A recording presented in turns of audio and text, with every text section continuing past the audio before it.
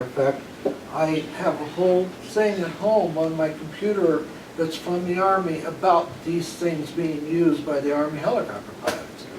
And they have a lot of warnings and a lot of watch outs and things like that. I kind of presented that about 3 or 4 years ago here on that subject about electronic, you know, GPS, your charts and all that.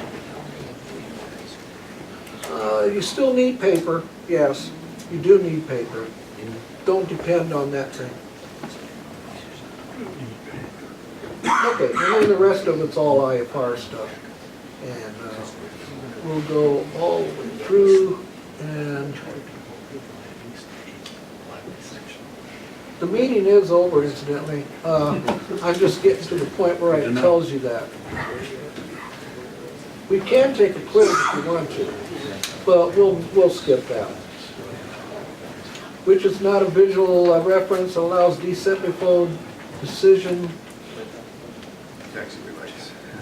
MDA, Bravo. it's Bravo taxiway lights. Which of these airspace designations is still in use today? We talked about it a little while ago. C, terminal radar service. This notation on the approach means that the aircraft must have onboard radar to fly it.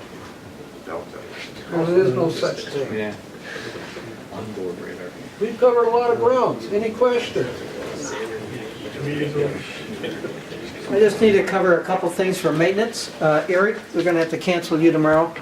The check ride really requires 4 hours, and there's not enough time on that thing.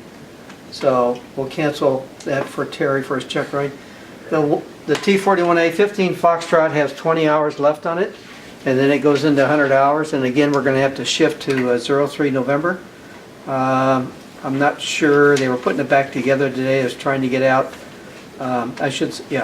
03 Charlie, which is, T4 Charlie.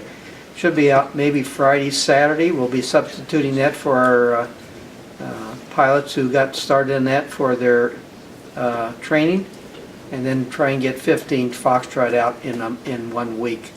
We're having issues as to 29 Foxtrot. We're in our 7th week. And I finally called San Antonio today, and email came back, and I understand now it's been shipped to contracting at San Antonio, since it's been held up here for over 3 weeks, actually even longer. So I'm just bypassing people now that I'm not supposed to, but that's the way it's going to happen from here on out. And we'll try and get the engine going for 29 Foxtrot. I'm anticipating 29 Foxtrot being available at the end of November. That's a long way off, but it's 4 to 6 weeks for the engine overhaul. And once I know that Nadine has it, I'm going to call the company. It's going to go to Western Skyways in Montrose, Colorado for the overhaul. They're the only ones that really are doing 300s right now outside of one stop out of Oceanside. But they didn't give me a firm time of what they could do, so I have to take the next best one. And Montrose is going to pick up the engine. We have a short block. They'll be adding cylinders and parts and running that thing and shipping it back, and we're going to go do a complete overhaul with carburetor, starter, generator, and etc. So we'll keep you all informed by emails, but for our students, just be aware we're down to 1 airplane. So when you schedule, only try and schedule your flight time, work with your instructor, but if you're only going to fly for 2 hours, don't schedule for 3 or 4, because that's blocking someone else out to fill in that particular time. So help your neighbor out, help your fellow airmen, and schedule only the flight time, period, and add some little time in between there. I appreciate it. Thanks. Okay, everybody, don't forget to sign the roster, please. And we'll see you on the 20th, which is my birthday.